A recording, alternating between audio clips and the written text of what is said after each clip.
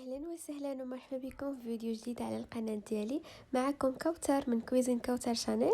اليوم غادي نقدم لكم واحد الكيك اللي زوين بزاف، اقتصادي ما فيهش بزاف ديال المكونات، واهم من حاجه انه كيجي تبارك الله كبير وعائلي، وكيجي بنين بنين بنين. ان شاء الله يا ربي ينال الاعجاب ديالكم.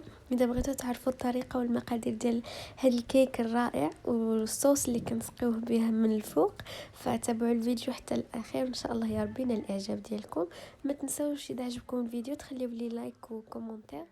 بالنسبه للمقادير اللي غادي نحتاجوا البنات، عندي هنايا 5 ديال البيضات بدرجه حراره المطبخ، عندي هنايا الدقيق غربلته غربت تقريبا 3 الكيسان. الا احتاجيت شي حاجه نزيدها. عندي هنايا كاس عنبه ديال السكر سنيده. نورمالمون انا عندي سكر كلاصي، درت سكر كلاصي، راس معلقه ديال القرفه كتشوفوا، معلقه كبيره ديال المايزينا، معلقه كبيره مع عمرها. هنايا 2 خمارات حمرين اولا البيكينغ باودر، وعندي هنايا واحد الفلون بنكهه ديال الفاني. اذا ما عندكمش ديروا ساشي ديال سكر بنكهه الفانيليا بحال. عندي هنايا بشور ديال البرتقال، وعندي هنايا كاس غير مملوء ديال العصير ديال البرتقال، وكاس غير مملوء ديال الزيت. هادو هما المقادير اللي غادي نحتاجو. ندوزو دابا للطريقه ديال التحضير. الاناء اللي غادي نخدمو فيه الكيك ديالنا، وغادي نحتاجو الباتور اللي كيطلع البيض. صافي هادشي اللي غادي نحتاجو. غادي نقرب هنا فين غيكون البريز. غادي ندير هاد 5 ديال البيضات. بسم الله. غادي نطلعهم مزيان حتى يولي اللون ديالهم بيض. غادي نضيف لهم راس معلقه ديال الملحه ولا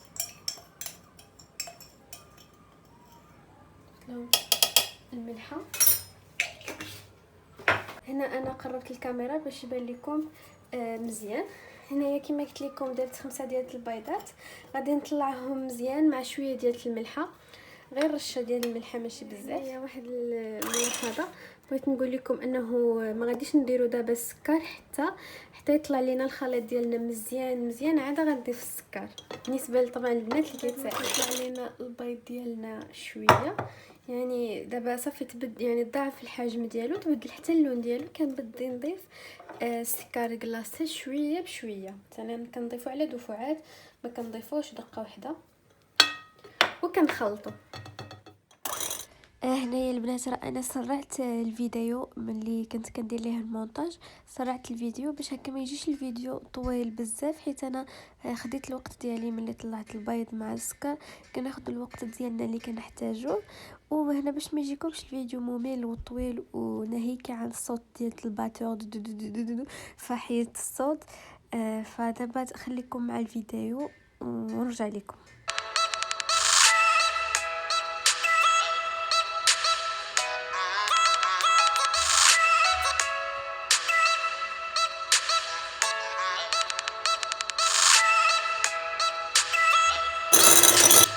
من بعد ما كنسالي من السكر كلاصي اولا سكر سنيده اللي درتو هو هذاك، غادي نضيف فلون بنكهه ديال الفاني اولا سكر الفانيليا، يعني نفس الحاجه اللي كاينه ديروها.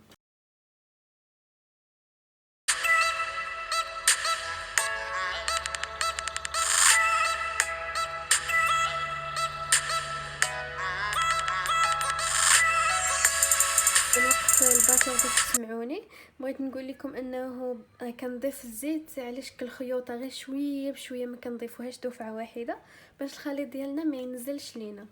المهم انتم غتشوفوا في الفيديو كيفاش غندير.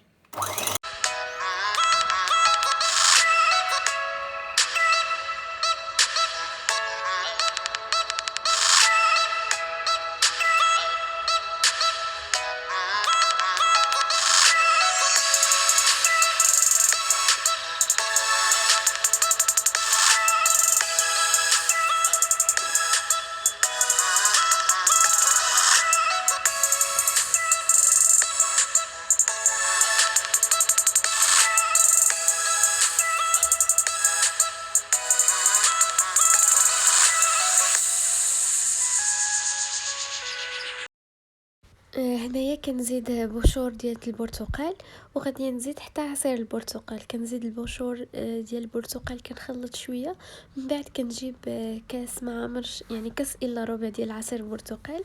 كنبقى نضيف شويه شويه الخليط ديالي وانا كنطرب.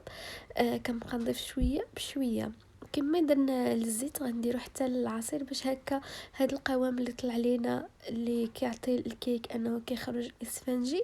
الا ضفنا الحاجه مثلا دفعه واحده راه غادي يهبط لينا القوام ديالنا، ما غاديش يبقى طالع هكا ومهوي. فهاي بشويه بشويه كناخذوا الخاطر الحاجه، وراه ساهل ما فيه شي حاجه بزاف شي تعقيدات، غير انا كنشرح لكم بالتفصيل هكا باش البنات المبتدئات اولا البنات اللي غيديروا كيك اول مره غادي يستقل لهم وغادي ينجح ليهم من اول مره ان شاء الله، علاش لا. فتابعوا الفيديو حتى الاخر. نخلط كاع المكونات السائله. دابا غادي نخلط المكونات الجافه ولكن بدون استعمال الطرب. غادي نستعملوا غير لا سباتول وملعقه ديال الخشب. كنجيب السباتول و الصفايه. هنا كلشي بالنسبه للدقيق كنت غربلته، ولكن ضروري نعاود نغربلو مع الخميره ديال الحلويات او البيكنج باودر. شفتوا هنايا البيكنج باودر كيدير بحال كيقصح، فضروري ما خاصنا ندوزوه باش ما يبقاش لينا طريفات كبار، ندوزوه في الصفايه.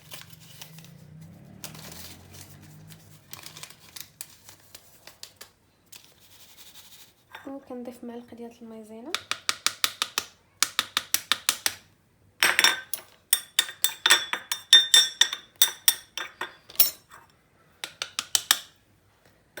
وغادي نضيف شويه ديال الدقيق. طبعا ما كنضيفوهش دفعه واحده كيفنا متعودين.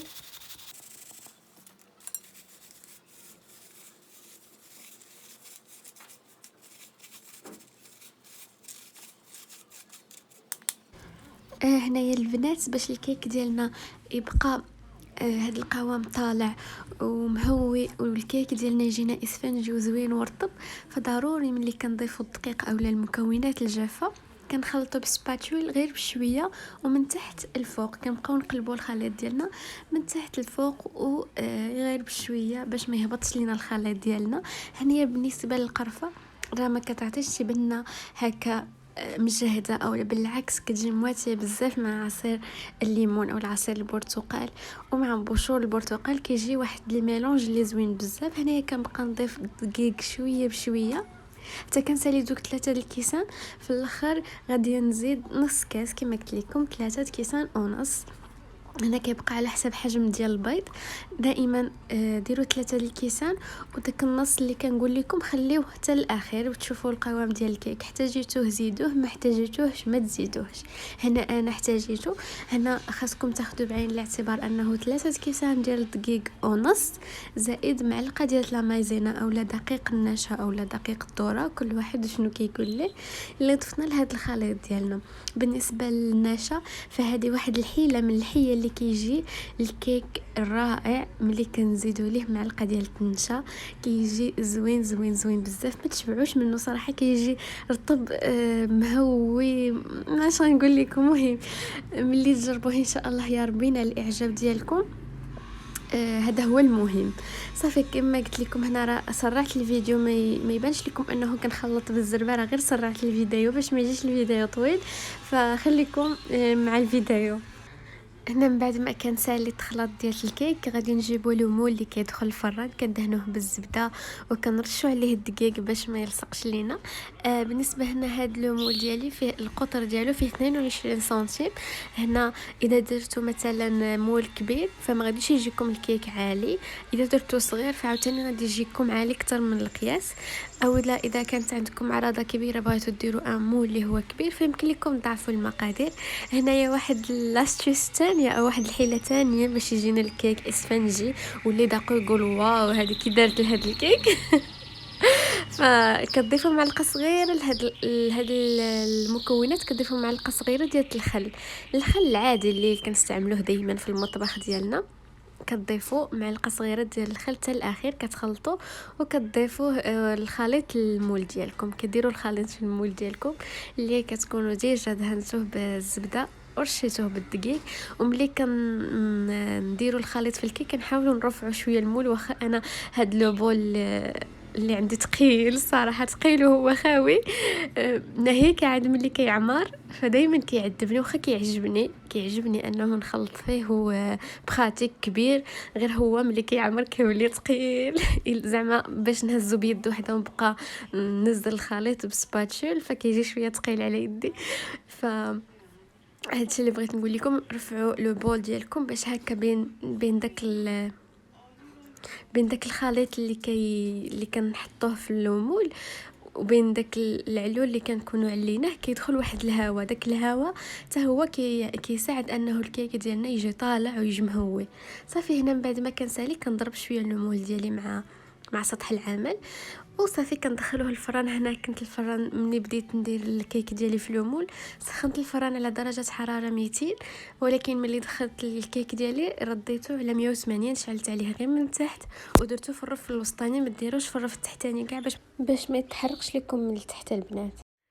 ها انتم يا البنات الكيكه ديالي من بعد ما خرجتها من الفران زوينه بزاف تبارك الله، كتجي عاليه يعني حجم عائلي ما شاء الله. هنا كنخليها على جنب وكنمشيو كنوجدوا لاصوص اللي كنسقيو بها الكيك ديالنا. كنحتاجو كاس ديال عصير ليمون، وغادي نحتاج معلقه صغيره ديال لا مايزينا اولا نشا اولا دقيق الذره، ومعلقه صغيره ديال السكر.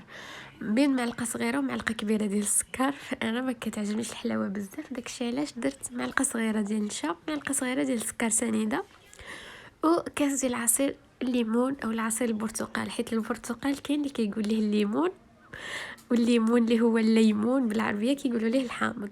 غير باش ما يجونيش دي كومونتير واش الحامض ولا الليمون واش الحامض ولا البرتقال. مهم غير واحد قاب قوسين. صافي البنات كنخلطهم مزيان وهما باردين، يعني غير فوق لو بلون دو طرافاي. عاده كنديرهم فوق البوطه باش غير طلع فيهم الغليه كنطفي عليه، ما كنخليوش تيعقد لينا مزيان، لا غير كيغلي لنا شويه صافي كنطفيو عليه حتى كيشد شويه في راسو، غير كيغلى راه كيشد في راسو وكنطفيو عليه وكنسقيو به الكيك ديالنا. زوين بزاف، جربوها البنات وردوا عليا. هنايا البنات من بعد ما كنسقي الكيك ديالي بصوص ديال البرتقال كنزين الفوق ديال الكيك غير بشويه شوكولا فيرميسيل، تزين دائما حسب الذوق غير باش نعطيو هكا شويه ديال اللون. وحنا كنعرفوا الشوكولا كيجي مع البرتقال، مع نكهه البرتقال كيجي زوين. وغادي نضيف هكا دي ترونش ديال الحامض غير للتزيين. اذا كان عندكم البرتقال ضيفوا دي ترونش ديال البرتقال باش نبقاو في نفس لو تيم ديال الكيك ديال البرتقال. فهذا هو الكيك ديالنا ديال اليوم، ان شاء الله يا ربي تجربوه وينال الاعجاب ديالكم، وانا متاكده غادي يعجبكم كيف ما عجبنا حنايا ان شاء الله يا ربي. اذا وصلتوا لهذه المرحله من الفيديو كنتمنى انه الفيديو يكون داز خفيف على قلوبكم، وما تنساوش تدعموني بجيم وابوني او اشتراك في القناه ديالي، وتخليوا لي ان كومونتير زوين، وتشاركوا الفيديو مع الاحباب والاصدقاء ديالكم باش هكا تدعموني وتعم الفائده للجميع. وشكرا لكم، ونتلاقوا في فيديو مقبل ان شاء الله.